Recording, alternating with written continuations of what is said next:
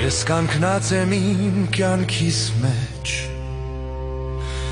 որպես տունը, ուրուն դուրը ներսեն փակված է։ Ոչ ոք կկանչեմ, և ես չեմ սպասել, լռությունը արդեն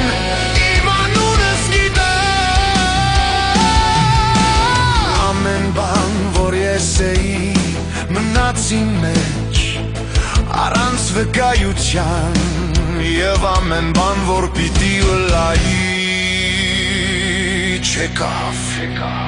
Ես չեմ դժգոհիր, ես միայն կհաստատեմ իմ ներկայությունը